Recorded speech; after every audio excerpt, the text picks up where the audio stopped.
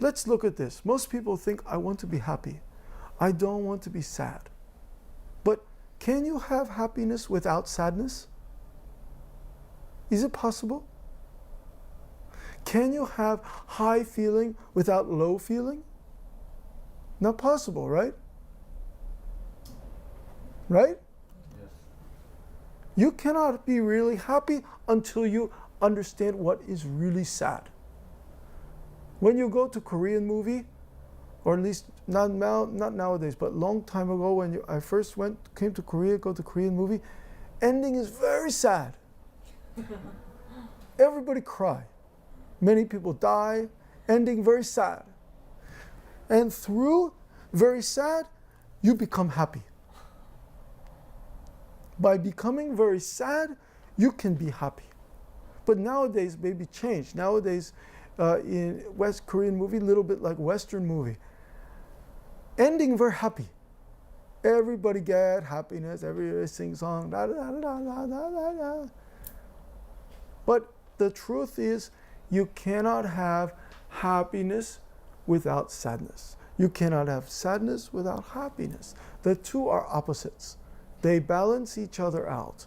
So, the monk who said, great question of life and death is momentous one. Yeah, but if you are not born, you are not alive, and you don't die. That's the whole point. Of course, everybody said, I am born. But what is a birth? So we must find out what is a true non-birth. Because if we're born, we have something, but we're not born. So the sixth patriarch said, why don't you attain the substance of no birth? Substance of no birth. Another Zen master in Japan said, you must go back to the unborn. You must return to the unborn. Only when you return to the unborn can you be free from life and death.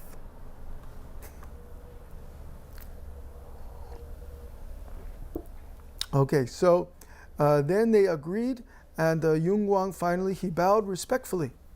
But then the sixth patriarch said, you are leaving too quickly, aren't you? You are going away too quickly.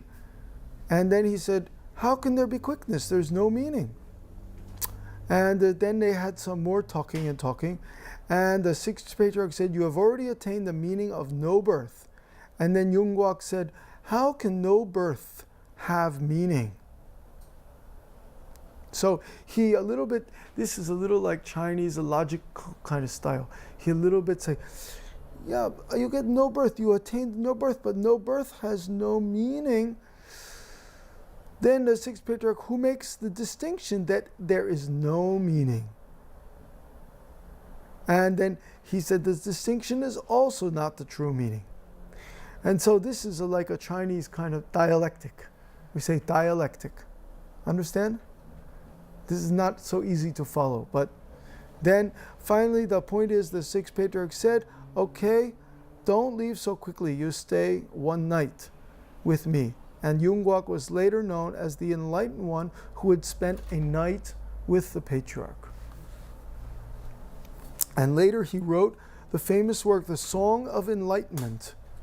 And he was known by his contemporaries as Zen Master Chongak, truly enlightened. Chongak, truly enlightened. Okay, then we look here. There are many cases here. And we look on the bottom of page 223. And there was one monk, his name was Shi Huang, and he claimed to have attained samadhi. And for 20 years, he locked himself in a small temple and all day sitting. He's sitting all day, kept the sitting continuously. And somebody heard about him and visited his temple and asked, what are you doing here? He said, I'm entering samadhi. And then he asked him some question about that. And he said, when I'm in samadhi, I know neither consciousness or unconsciousness, nor unconscious. So he explained his samadhi. He explained about samadhi. But the true samadhi, there's a neither coming or going, and you cannot go in and you cannot go out. So a monk who asked him, he said, this is not the great samadhi. And so the practicing monk, Ji Huang, was dumbfounded. He was stuck. And after a long while, he asked, may I know who your teacher is? My teacher is the sixth patriarch of Chao Kui. How does he teach about Zen meditation and samadhi? So, according to his teaching, true nature is perfectly still. The function of this substance is not moving. The five skandhas are intrinsically empty, and the six sense objects are non-existent. There is neither entering nor leaving in samadhi. So true samadhi, you cannot go in, you cannot come out. Many people misunderstand this. They think samadhi, you must go in to samadhi. But true samadhi, his sixth patriarch teaching, there's no coming in and there's no going. It's just like empty space. So this is a little difficult, but after that, the Shi Yang went immediately to have an interview with the patriarch, and he told the details of the question he had with the Shan She, and the patriarch said, keep your mind empty like space, but don't attach to the idea of emptiness. This is a point. So we must keep our mind empty and clear like space, but not attach to the idea of empty or clear like space. Then our mind is truly empty. What is an empty mind? As soon as I open my mouth to say, that's not an empty mind. What is the true empty mind?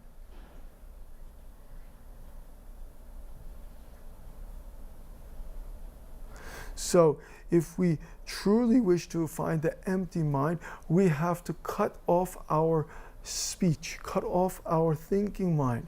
Then we get to the true empty mind, which has no discriminations at all. So he said, keep your mind empty like space, but don't attach to the idea of emptiness. Let your mind function without a hindrance. Whether you are active or at rest, let your mind abide nowhere. Forget the distinction between sage and ordinary people. Take away both the doer and the action. Your true nature is like this, and you are always in samadhi. So you're always in samadhi if you empty your mind and you let your mind function without hindrance. So this teaching is very much what the sixth patriarch was giving to people at that time, which came from the Diamond Sutra. We look in the Diamond Sutra, the Kumgangyang, and we see this is where this kind of teaching comes from. This is where this came from. Originally, Diamond Sutra. But what he says here is just goes beyond the Diamond Sutra, because he said, let your mind function without a hindrance. In the Diamond Sutra, it says, without any attachment, the mind arises. But here it says, let your mind function without any hindrance. And forget the distinction between sage and ordinary people. Many times we want to distinguish between the holy person and the ordinary person. He said, forget that. Forget that. This is a distinction that is not helpful to us.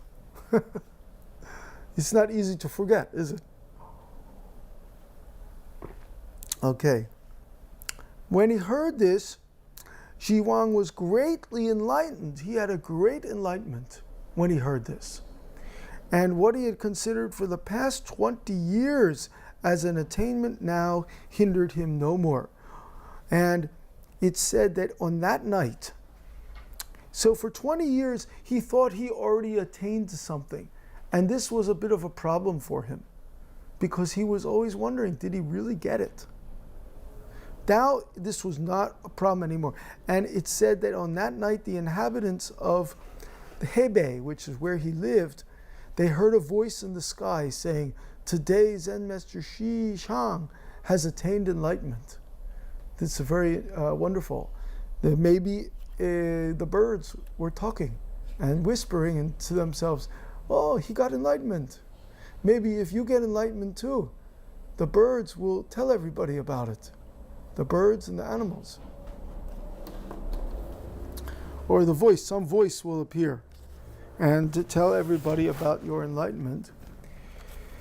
Later, Shi Shang left the patriarch and returned to Hebei, where he spread the Dharma to many people with distinction.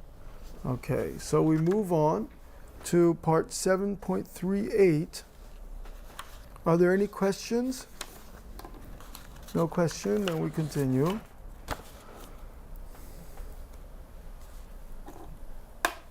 Okay, a bhikkhu once asked the patriarch, what sort of person can attain the essential teachings of Wang Mui, the fifth patriarch? He who understands Buddha Dharma can get it. Sir, did you get it? Then the bhikkhu asks, I do not understand the Buddha Dharma, the patriarch replied. Well, that's strange. Why would the sixth patriarch say, I do not understand the Buddha Dharma? Why did he say that? First he said, he who understands the Buddha Dharma can get it. Then he asked him, did you get it? He said, I do not understand the Buddha Dharma. This is a very interesting point. This is a trick, like a trick. Behind meaning is, he did not understand the Buddha Dharma, so he attained the Buddha Dharma. This is the behind meaning. If you are not aware of it, you will miss that. He said, I don't understand Buddhism. But the behind meaning is, he attained Buddhism. He is no different than Buddhism. He is Buddhism. That's the behind meaning. Okay? There's some behind the secret meaning here. I don't understand the Buddha Dharma. I don't understand the patriarchs. I don't understand anything. But true meaning is already attained. Already he got it, completely got it, and he doesn't have to understand it. He doesn't need small understanding. That's the point. So, then we have this story about the patriarch washing his robe. And one day the patriarch wanted to wash the robe that he inherited, but he could find no good stream. That stream means water. No good water for the purpose. He wanted to wash this robe, and this robe was not just an ordinary robe. This was the robe that was handed down by the patriarchs from the Buddha.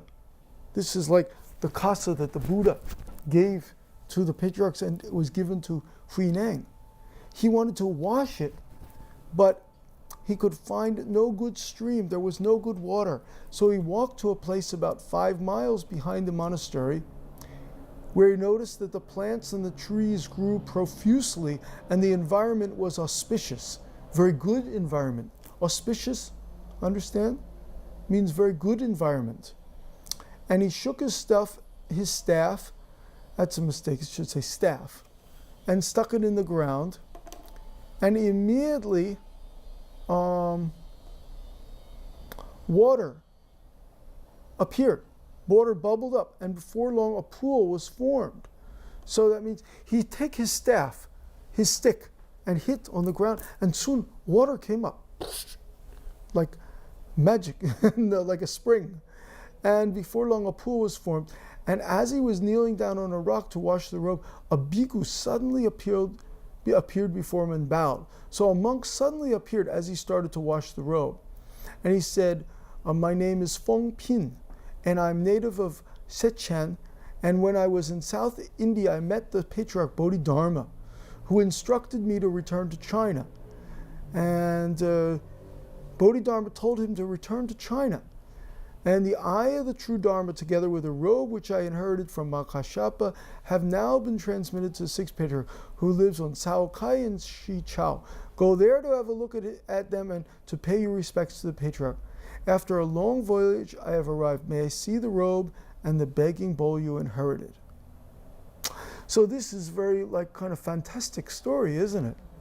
He was in India and he met Bodhidharma, and Bodhidharma said, go back. Of course, Bodhidharma lived many, 100 years before sixth patriarch, or 200 years. He met Bodhidharma. Bodhidharma, who must have been quite old at that time, told him, go back to China. My Dharma is now in China. It's quite fantastic, isn't it? And this is gone beyond what we expect. Go beyond time and space. And then he said, can I see the robe and the begging bowl? And showed him the two relics, and the patriarch asked him what kind of work he did. I am good at sculpture, so let me see some of your work, demanded the patriarch. Feng Pin did not know how to respond, but after a few days he was able to complete a lifelike statue of the patriarch, 7 inches high, a masterpiece of sculpture. So 7 inches, do you know how high that is? That's maybe this high. This is about 7 inches. Okay, he created a sculpture 7 inches high, and it's this big, and it's looks just like the patriarch, like a little mini patriarch. And he showed this to the patriarch, and the patriarch laughed. And this, after a few days, he made this and showed it to him. Then he said, You do know something about the nature of sculpture, but you do not know the nature of Buddha. So you know about the nature of sculpture, but you don't know the nature of Buddha. And he touched the crown of Feng Ping's head in blessing and declared, you shall forever be a field of merit for humans and celestial beings. You are a Pokjan, field of merit, Pokjan. We have in Korean temple, when you go into the Korean temple or international temples, sometimes also you have a donation box, and the box says Pokjan, field of merit, and field of happiness.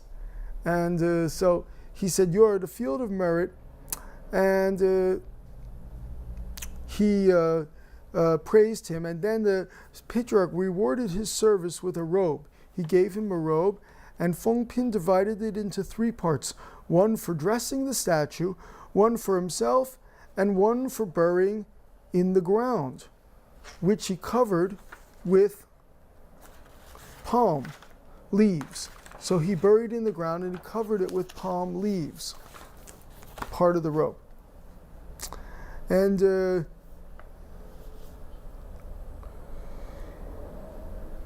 when he then took a vow, he made a vow, this bhikkhu, this young monk, he took a vow, and the vow was, when the robe would be exhumed, when it would be dug out of the ground again, he would be reincarnated as the abbot of the monastery, and would renovate the shrine in the building. So this is, again, sort of like a little fantastic kind. He buries this piece of a robe in the ground and said, when somebody dig this again, I will become abbot of this temple. He make a vow. But this is not so fantastic, because many times we make a vow.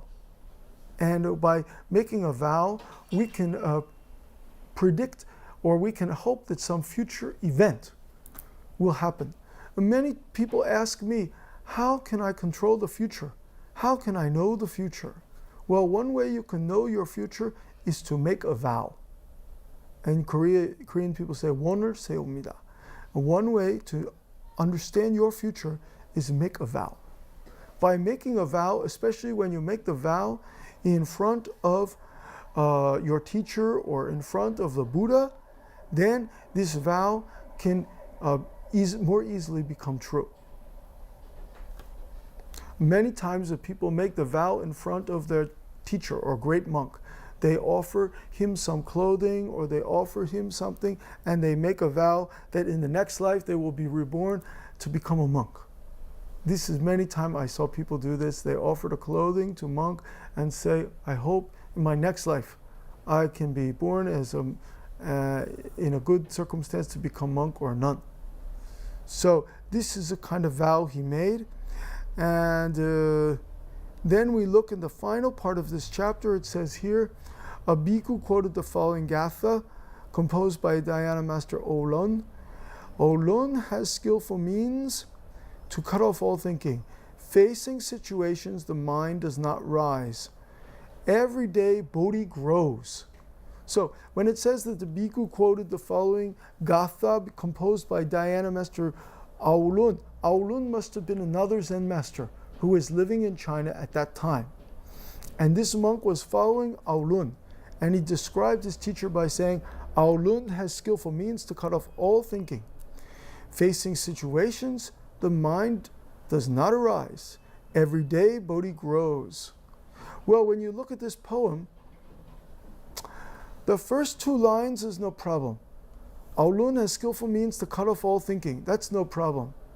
But the next, facing situations, the mind does not rise. That's also not really such a problem. But the last line is stupid. Every day, bodhi grows. How can bodhi grow? Bodhi is not like a tree. Bodhi is something that is beyond growth or death.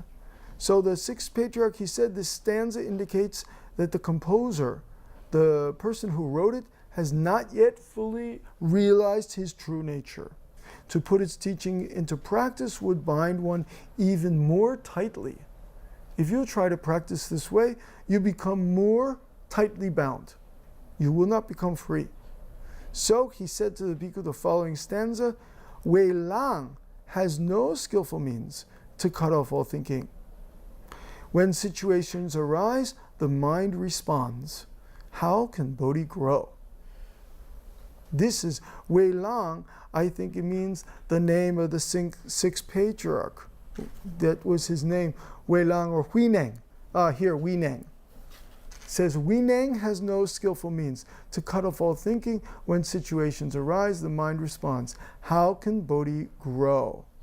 Okay, so the bodhi tree can grow, but the bodhi cannot grow. Okay, so now we finish the chapter 7, the temperament and circumstances. So does anybody have a question? I'm very happy many of you stay here for the Dharma lecture today. So many people here, it's really wonderful. And we can discuss this if you like. We can discuss the what Huineng said, or we can wrap up the lecture today. We can finish today. If you have a question, please ask. I'm happy to answer if you have a question. Okay, if there's no question, then I think we wrap up the lecture today, and next time we can do